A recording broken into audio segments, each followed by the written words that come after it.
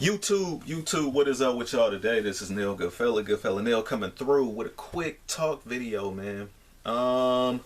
This one to me, man, I remember I probably said this a few videos ago, a lot of videos ago, when I was actually not even arguing with no guys. I wasn't arguing with them, but I was just letting them know, Now this topic of this video is going to be easy, quick, and simple. Now, of course, it's going to be kind of biased because I actually do digital marketing. So it's like that thing where I'm just like, it's not for everybody. By all means, it's not for everybody. I get it.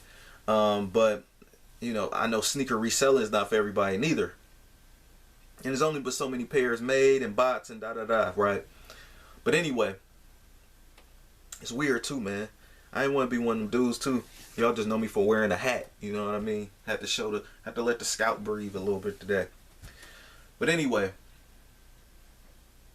digital marketing versus reselling sneakers. Me personally, I'm running along with the digital marketing side, man. Digital marketing side, you can eat forever. You see what I'm saying? Like, somebody's always going to need marketing and sales. You know what I mean? That's my thinking. That's my whole thing. With the sneaker reselling, you chancing it. Number one, you have to find a sneaker. It's not gonna be hard to find a limited sneaker or something that's hyped or something that'll resell. Most of the time, you kind of get the gist of something kind of like gonna be kind of like hyped and something worth reselling or whatever, right? Now, there's pros and cons to both. I will say that. Number one, with digital marketing and all that. And this is for my guys that want a little bit more so on the business side of it. You know what I mean? I don't want to watch my whole channel with like the whole internet business stuff or digital marketing stuff, all like that, right? So this is like the only very few times I actually mention it. And I'm not ashamed to mention it or whatever. You know what I mean? You got a few scammers out there or whatever, so you just gotta ignore them. But it's pros and cons to the digital market and the reselling sneakers. One of the pros, we're just going to start with the good side first of digital marketing. The digital marketing side is like, number one, you could keep eating forever once you get good and figure it out. That's number one. Number two, that's kind of a broad thing too. Well, yeah, but once you get good at it, it's almost like riding a bike. The fundamentals and the basics and the formula of it is basically, and the principles is going to be the same for every industry you go to. So whether I'm in sneakers, hair care stuff, health and beauty or whatever industry, health, car insurance or whatever. Now, if I'm doing digital market or car sales or whatever you're doing, is money to be made because people wants to make money and all that. So your job as the digital marketer is to get people to bring people in either to the store, whether it's e-commerce or actual store out in the real world or whatever, and that will be counted as a lead. So you bring those people in and convert them into customers and all that stuff. It's the sales team job to convert them as a customers as far as a brick and mortar real life business. But e-commerce or whatever, it's kind of like the same thing, even though it falls on you to make the site look real and all that stuff, and make it look legitimate, like that you're a real deal, and people won't be afraid to like spend money with you. So that's a good thing. Bad side of digital marketing is it takes a while to learn, depending on your skill level and how quick you grasp things and your risk level, number one, because it's like paid advertising. Some people, they good at learning, but they afraid to spend money. Some people terrible at learning and they spend a lot of money and then learn. We call that your tuition in this industry. So like you might lose X amount of dollars trying to advertise something because you don't know how to do it effectively, and what that money you lose is what we call your tuition. So it's still not as high as a college tuition. You ain't gonna be blowing when it's your own money coming out of your pocket. You're not gonna be blowing it all crazy. Bad. So that's the thing. You get your butt kicked as far as the paid advertising go. You got to take them marks and learn, and that's the bad side. But once you finally master it, you get good at it, then you can use it forever. You either use it for yourself to sell things, or you can use it for other businesses, and they pay you to bring them sales or whatever, or leads. The sneaker reselling side. Now, most of us already know this part anyway. But the good side is with sneaker reselling is that obviously it's not nothing. You know, you can sell that sneaker real quick. It's not nothing to hold on to. It's not nothing to learn. You don't have to. It's an easy, quick flip. Hence why everybody's a sneaker reseller. Now you do got people that claim to be digital marketers as well. Now some of them are legitimate. Some of them are fake. Me personally, you can make a lot more money doing digital marketing and reselling sneakers, but you do got some rare cases when some guys cleaned up on sneaker reselling, like they bought crazy amounts of Yeezys and flipped them.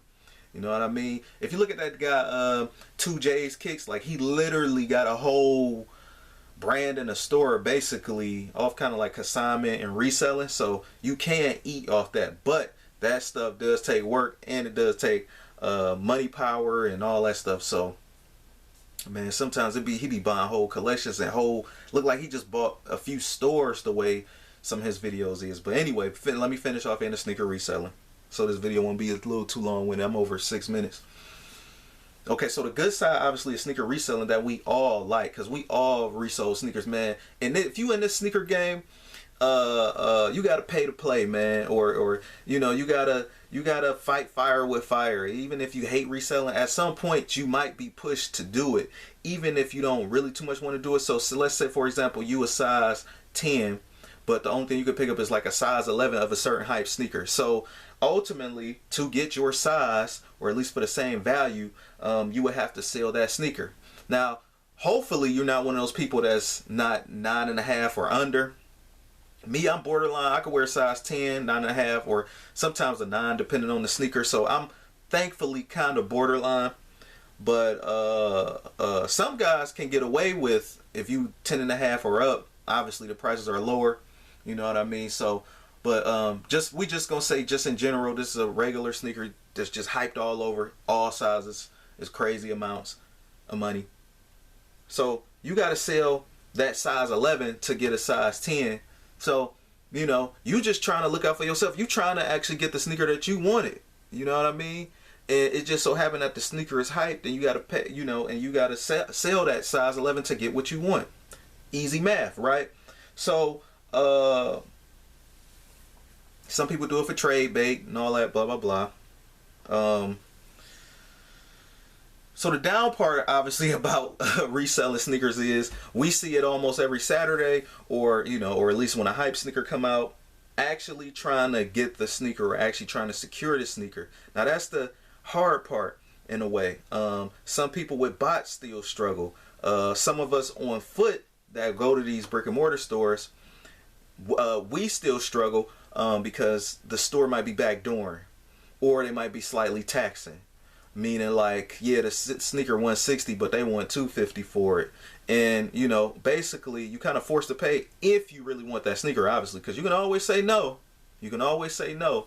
But if you really want that sneaker, you most likely gonna pay, right? 250, better pay. I'd rather pay 250 over 389 any day, right? So so the bad side of reselling sneakers is you don't get the kicks all the time that you want. It's like, it's a very rare chance, because you got other people out here with even stronger bots, or they got using the same bots, and the connection might be quicker and all that stuff, all that technical stuff. Some people got connections, they got that backdoor handle. So that's the bad side. But the good side is, of course, again, and which is basically the only real good side, is that they already sell itself. So it's not like, so that's the funny part too. Some of these guys be acting like they full blown, like real life sneakers, like sneaker, like real life business brands, but the sneaker is already selling itself. You see what I'm saying? Like, it's not too hard to convince nobody. It's not too hard to convince somebody why they need a Jordan 1 Obsidian. You see what I'm saying? Like, you know, because it's more of a vanity thing. That the story is already built there. The price and all that, like, people already know most of the time if they looking at that sneaker, and they already even know about the price points in most cases. Like, man, I'm already looking like I'm gonna have to pay like 300 for this sneaker. So, let me just see, is it on the high end of 300 or is it on the low end of 300? So people already know, the customers already know. So that's the easy part. That's already kind of like tailored to sneaker resellers. You know what I mean? Versus the whole marketing thing was like you trying to convince somebody to buy something for $40, $50 and why they need it when they can just easily turn and be like, I don't need this shit. Like who is this person or a brand or whatever, right? So yeah, the digital market is more challenging, but it pays off in the long run. Now, reselling sneakers, we still kind of like in that gray area. We don't know about the longevity of that business yet completely, but I will say, since you do have physical items as far as sneaker reselling go, what about when you run out of all the Obsidian Jordan 1s that you bought? So let's say if you are a sneaker reseller, right? And it's not to bash any of y'all or whatever, nothing like that. You know what I mean? I'm just stating out the facts. And shout out to my dude that called me Nail, the truth teller. This is those truth in these facts, man. I don't pull nothing out my ass. These is all real life facts. Now y'all got a brain, obviously, if y'all watching this and comprehending this. Now, the easy resale, the Jordan 1 Obsidian. Okay, let's say you bought a lot of them. Even if you bought 100 of them, eventually you're gonna run out. Okay, but digital marketing is a skill. You can't run out of a skill. You know what I mean? Only thing with a skill that you can do is just keep polishing it and tailoring it to what you want to do. Again, sneaker reselling not for everybody, and digital marketing is not for everybody. So I do understand that. You know what I mean?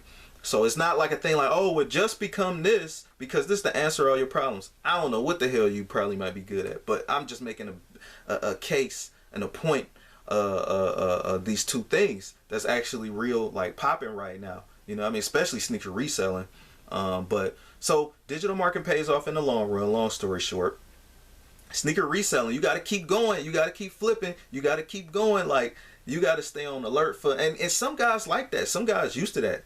You know, they don't mind running around the whole city trying to figure out how to get this pair and that pair, so they can resell them online or on StockX or whatever, or Go, or any platform for reselling sneakers. Digital marketing, the only thing I got to worry about is my numbers and keeping the customers happy, right? So it's like, I'd rather deal with that than the sneaker reselling. Let me put my hand in the camera. The sneaker reselling. Because I feel like, yes, if I did buy like 10 pairs of Jordan 1 Obsidians, eventually they're going to run out. And even if I did make big bank off those, we just going to say, just for easy numbers, if they was $500 and I bought 10 pairs, I think that's $5,000, right? Eventually that $5,000 is going to run out, right? So it's like, damn, man, I'm getting low on my $5,000 on my return. That was a nice ass return. Damn, what am I gonna do next? Cause like, ain't no other hype sneaker dropping right now. Damn, what am I gonna do? Maybe I can buy them Travis Scott ones right now at I'm making up a price, y'all. I'm making up a price because I know somebody in the comments might just be like, man, that's not the price.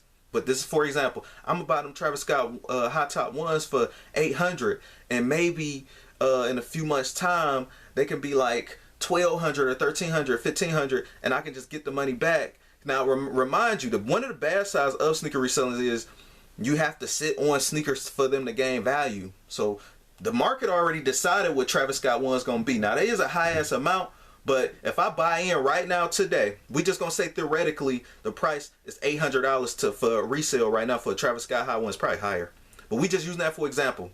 And I'm like, damn, I don't know when the price gonna go up. I can't predict it. I don't know the metrics. I don't know the numbers. Now with marketing, digital marketing, you can see the numbers. You can see people moving patterns. The numbers are moving in patterns, right? What people respond to. That's why we say it's patterns in marketing. So I don't know what the hell is gonna happen with the Travis Scott ones. He could do something bad, and then the sneaker just drop. Or they could have a crazy restock. The reseller just drop, or it could stay at $800 for like the next year or two. And is it really worth it to sit on a sneaker for extra $200 for 2-3 years before it actually go up to like $5,000 or $3,000? And then by that time, $3,000 to $5,000 from now, I mean, if it goes that high, you're gonna be even more skeptical. Like, man, if I hold on to them even more longer, I can probably get 5 grand or something like that. But damn, man, through all that time, right? Through all that time of you waiting for these extra few hundreds of dollars, and you could have been in digital marketing, like making that per week or something like that, or or per month or something, depending on your skill level. But the skill level outdoes the resale, because the reselling, we don't just, you're buying a tangible item, you're buying a physical item, you're buying a sneaker, and eventually you're gonna run out. You don't run out of skills. So long story short, that's basically all it is. And it's not to bash or whatever. You got some guys out here cleaning up in digital marketing. They got some of these guys out here in digital marketing making more than some of y'all favorite YouTubers. They're serious. And like whatever y'all YouTubers make per month, they probably making that per week, if not more, or per day. Like, they cleaning up out here. And some of these guys got courses and all that other crap, but that's another video. Some of them just not saying shit at all. They just got their whole lifestyle and they just keeping it to themselves. So just to round it off before I leave, y'all know I like to do my roundup because I know I was kind of everywhere. Y'all know how I get. Chime down below, man. Let me know what y'all think, though, too. Let me know y'all side for each sneaker reselling. I know not too many people know too much about digital marketing. You got a few scammers and people that's playing around with the Shopify stuff, or they don't know what the hell they're doing or whatever. But based off what I explained to you guys, it's just a simple thing as far as skill versus reselling an item. Now, you can make money off both if you know what you're doing, right? Now, you are gonna have to take them L's, which one you choose in most part. But at the beginning, you're going to have to take them L's. You're going to have to figure out which bot to use. Figure out which Discord and which groups and who to cook with or whatever, right? So you can eat, but you got to be able to take them L's and invest your time and your money into that. So it's like that red or blue pill. What do you choose? You know what I mean? Like, if you're younger, you got a little bit more time on your side. But the younger you start developing the skill, the better you're going to be when you get older. I look at it like this. If you really like those sneakers that much, and you into digital marketing, you could come back and buy those sneakers for however much they charge. You could buy a Travis Scott Jordan 1 High for $1,200 and it won't be nothing off your back. You know what I mean? Based off the skill level in the trade or whatever you got. Now, outside digital marketing, you got other people that do trades and all that stuff too, or even programming or all that other stuff. But that'll make this video an hour long. But so just to round everything off, the good side and the bad side. The good side about digital marketing, what I think, digital marketing actually is a skill for today. Everybody always needs sales. Everybody always needs marketing. 2, the skill, this is something you can translate, either just use it for yourself, build your own little e-commerce store or whatever, or you can use it for other businesses and bring in leads and bring in money like that. You can make the money a lot quicker than what you can with sneakers. That's another good one. The bad side is going to take a few weeks of L's. It might take a few months worth of L's, with you putting your own money up as far as digital marketing, because that's the only way you're going to really learn. Now, they do got job positions with digital marketing and all that stuff. So if you take them L's early and you learn on your own, if you feel like doing that working route and you don't want to work for yourself or entrepreneur or whatever, you can do that. You can easily just go in and knock out somebody that's competing against you with a marketing degree. If you go in and show them real life skills that you got, Facebook marketing or whatever, or Google or whatever, they'll be wowed by that. Show them your numbers. On the sneaker reselling side, you can't too much translate that into getting the job part. But on the entrepreneur part, the good side is you could flip easy, you could flip quick. It's not hard to sell people. It's challenging to sell people in marketing, but eventually you'll figure it out. But it's not gonna be hard to sell me a Jordan with Obsidian, because my thing is it real? Okay, if it's real, I give you the money that you want for it. Another thing, you can also build a brand. It depends but if you're not using StockX, you're not really too much building a brand. You're just getting the money just straight and quick with the sneakers. What else is another good thing about reselling sneakers? If you bought enough and you happen to get lucky enough for the price to go up, it's unpredictable though. If the price go up and you bought just enough or whatever, you can really cash in. Now the bad side of the sneaker reselling thing, I'm almost running out of time. The bad thing of sneaker reselling is, you know, it's unpredictable. You gotta wait and all that stuff. So that's my time. Rate, comment, and subscribe. Peace.